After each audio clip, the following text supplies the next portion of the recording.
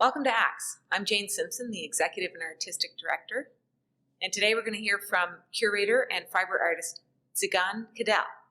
She's a member of the Carnegie Rughookers, and their exhibition is called the Carnegie Legacy, and we're pleased to welcome her here to the ACTS Gallery. Tzigane is going to lead us through a rug hooking demonstration while she talks about the Carnegie Rughookers and the exhibition that she helped to curate. I'd encourage you to visit the exhibition in person here at the gallery in Sussex. We've chosen the warm color and textures of this beautiful rug as a visual feast, particularly now that the cold weather is starting to set in here in New Brunswick. You can find the link in the YouTube description box or visit our website at www.actsartscentre.ca. Before we hear from Tzigane, I'm so pleased to announce Farm Credit Canada has named ACTS as a 2020 recipient of their Agri-Spirit Fund. That's a program created to support rural community groups with sustainability projects and community improvement initiatives. Thanks to FCC's generous donation, we are able to install foam insulation and equipment to reduce major heat loss in the winter and put more of the funds we raise towards our charitable mission to provide a vibrant creative hub for our region. This includes curator talks just like this one.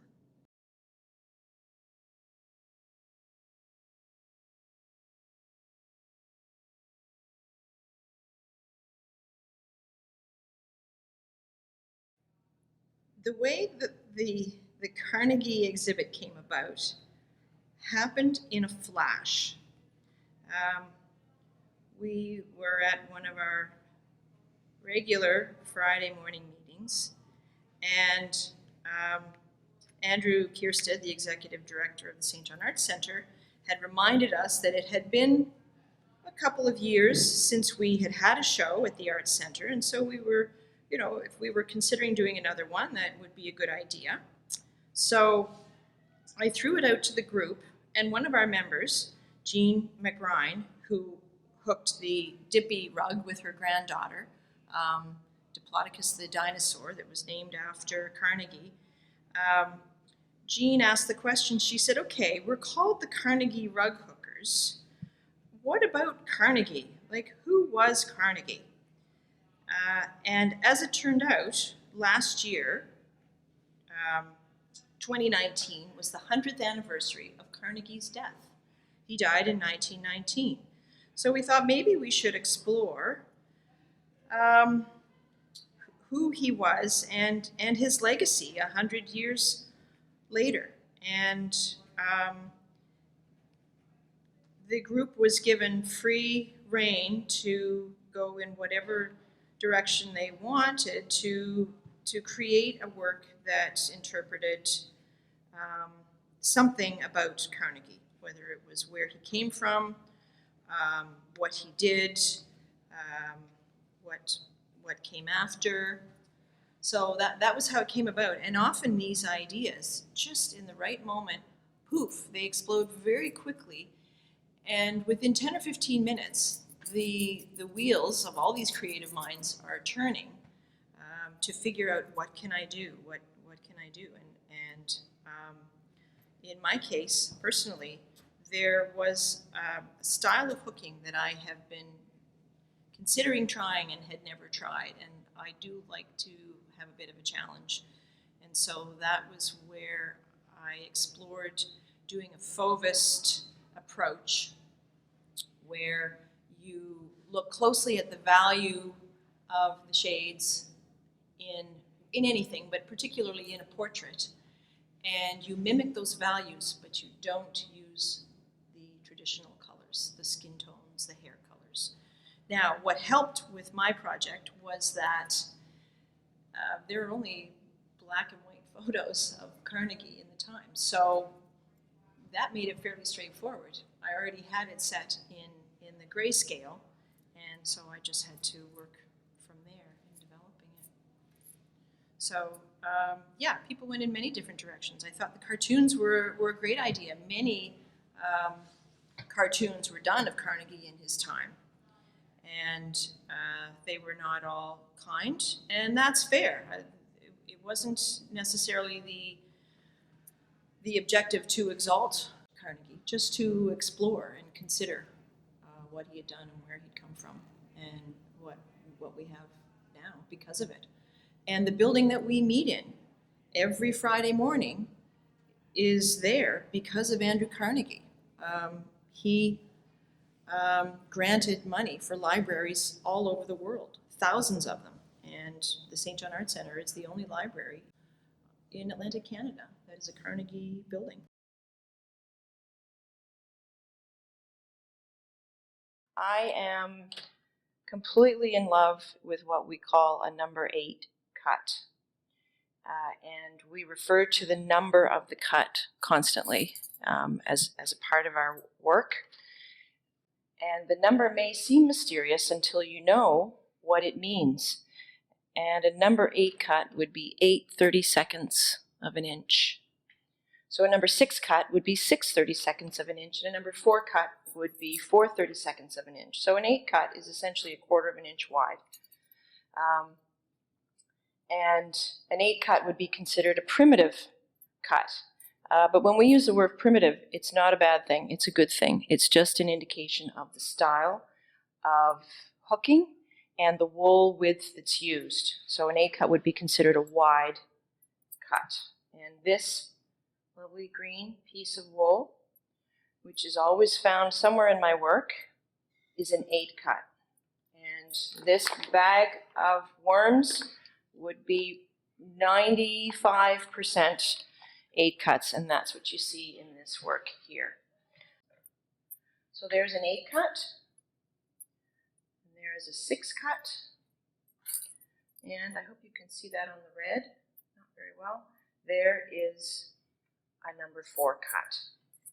Number 4 cuts are used often for a lot more detail. They're great for finer kind of work. If you're doing faces or animals, or you can get a lot of variation in the detail when you use a finer cut. You could get that variety in detail with an 8 cut. You would simply have to work on a larger scale. This piece was created, as I said, to use up worms.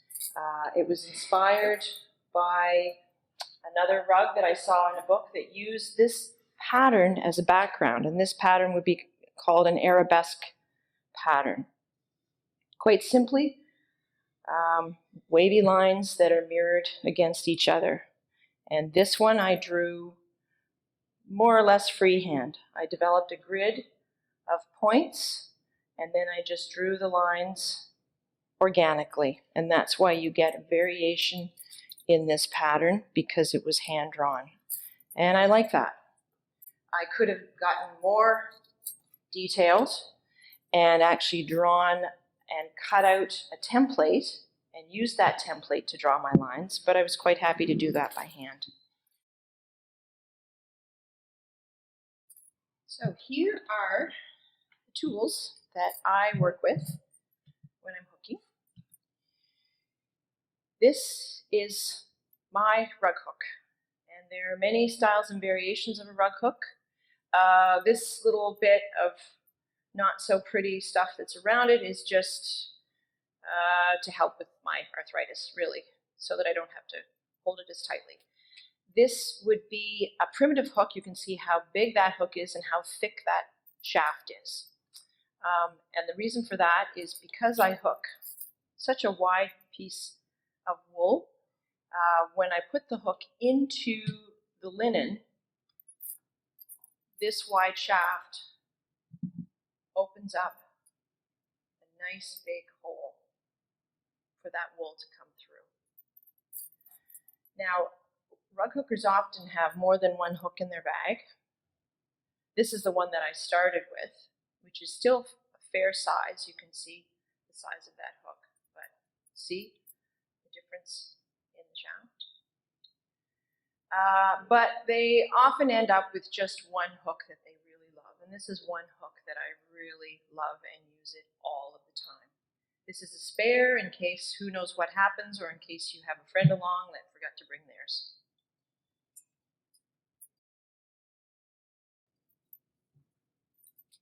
These are cow magnets, purchased at the Sussex Co-op. These are magnets that go inside cows to collect metal. I know, It's crazy, but this is what they do. But they have a wonderful purpose in rug hooking in that when I'm hooking, I clip the magnet onto my rug and it holds my hook and my scissors all the time. I never have to look for them. They're always there waiting for me because sometimes you're hooking and sometimes you're cutting. What do we hook with? Well, essentially, we hook with strips of wool. Now, it doesn't have to be strips of wool. It can be cotton. It can be blended yarns. It could be t-shirts. It could be plastic bags. Whatever you can cut in a strip and fit through these holes is hookable. Metallic yarns make things very interesting, add some nice sparkle. But primarily I work with wool fabric that I cut in strips. Sometimes I do work with yarn, and there are benefits to that because you don't need a cutter. You can just keep pulling off that ball of yarn. So the backing that I am working with, this is the foundation on which I pull all my loops, is made of linen. And it's a rather loosely woven linen, or more open linen. There's more than one kind of weave, but this weave is called a primitive linen, and it's used for hooking a wider strip of wool, primitive wool, an 8-cut. As you can see, when I push my hook through the hole, there's lots of room for a nice wide piece of wool to go through. So I'm going to now put my mat on my portable frame, and there is definitely more than one kind of frame, but this one is a Puritan frame that is excellent for traveling, moving around, carrying back and forth to rug hooking every Friday morning. And this frame has strips of, well, they're called grip strips actually, and they're a lot like the kind of stuff you would put down like a rug tack, but they're much, much, much finer. And they hurt if you tackle them in the wrong way. And 2 of these sides of the frame are movable, and they actually rotate, but only one direction. They will not go back because they allow you to tighten your linen on the frame. So this is a movable, and this one rotates as well. So I take the area that I'm working on. As you see, I'm just about finished working this pattern. I lay it out, frame.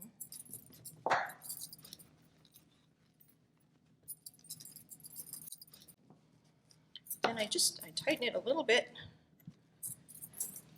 first before I rotate those 2 sides.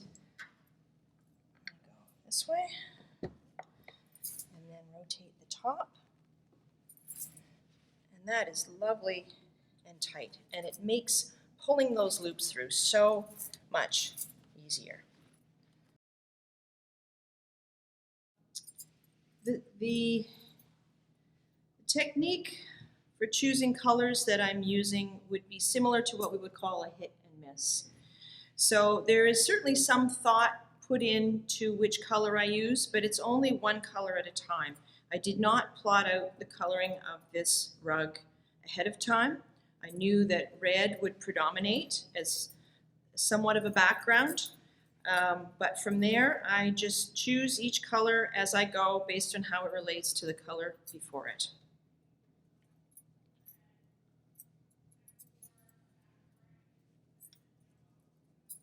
So I hold the rug, I'm left-handed. I hold the rug, or the wool, hold the wool in my right hand between my fingers as such, and that hand goes underneath the frame.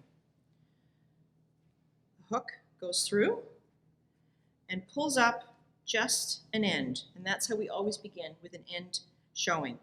It's a way of locking the stitch. You want all of your ends to come upward, so there's no chance of them getting pulled out when the rug is on the floor. Yes, rugs do go on the wall. I am a firm believer in practicality. Often people will say, oh my goodness, how could you put that on the floor? It's made of wool, it's very durable. It's made of linen, it's very durable. When you think of Persian rugs, they are works of art, and we put them on the floor. So that is my argument for hooked rugs going on the floor. So next, put the hook through, catch a loop, pull it up, and then bring it down so it's about the right height. Now, how high should you pull a loop? I would say,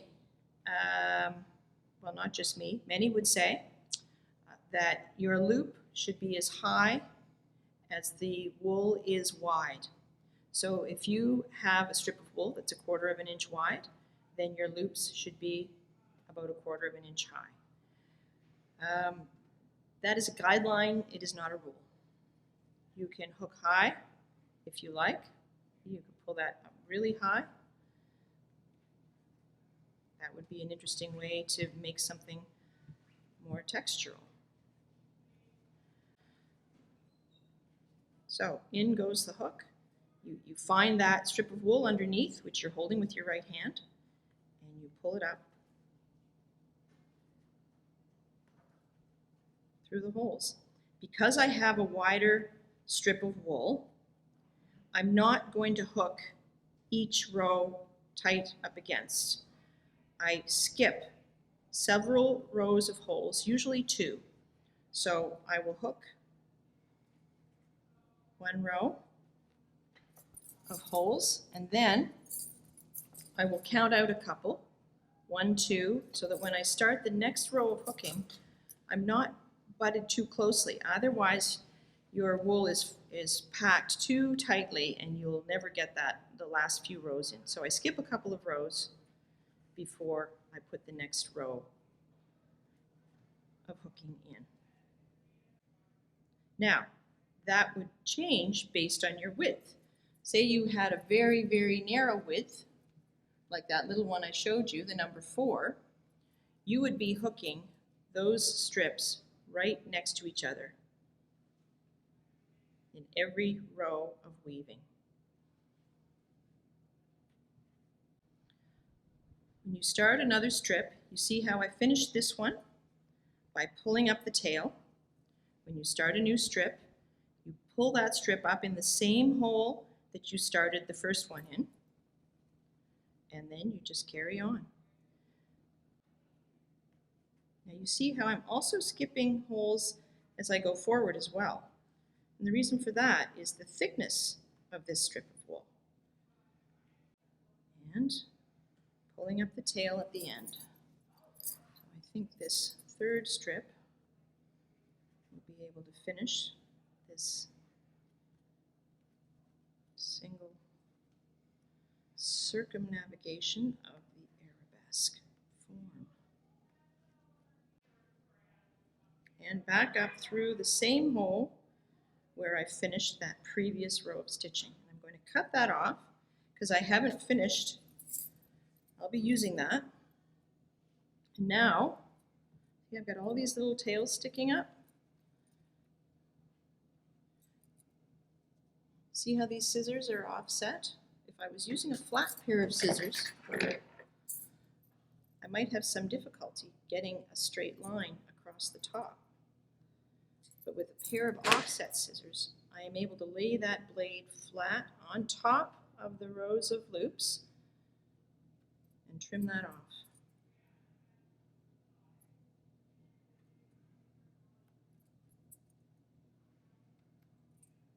There.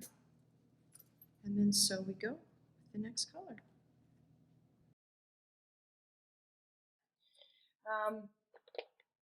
I came to rug hooking just through a friend. She had an amazing work of art on her wall that was created from a beloved article of clothing. I think it might have been a coat that had belonged to a family member, and she created this beautiful whimsical family portrait of just her family and dog and it was the background that was created. And actually the color was very similar to this color here. And I was really attracted with the artisticness of her work and the fact that it was created from recycled clothing. And so when I began, that was where I started. I went to Frenchie's and I loaded up on wool clothing that I cut into bits and then into strips. And that was very rewarding, working with fiber and with color. And so I think it was about 14 years ago, not long after the Carnegie Rughookers came to be, that I saw one of their shows and thought, wow, this is amazing. I have to be part of this. And so that's when I joined the Carnegie Rughookers. And I was still working on the first mat that I had started quite a while before. And when I started going to the Carnegie Rughookers on Friday mornings, my productivity absolutely exploded. It was so inspiring to be with that group of people. And now it's, 14 odd years later, and I've worked with them to create several shows, and I'm quite happy to do that. I would say that being a member of the Carnegie Rughookers has been a remarkable fellowship. A very generous group of people who will give their time and their insight. We are truly committed to the St. John Art Center because they are a kind and generous group that have really helped to push us forward in our art. There's no question about that. Andrew Curated has been extraordinarily encouraging to help us see ourselves as artists, and we have the great fortune of meeting in such a beautiful building every Friday morning.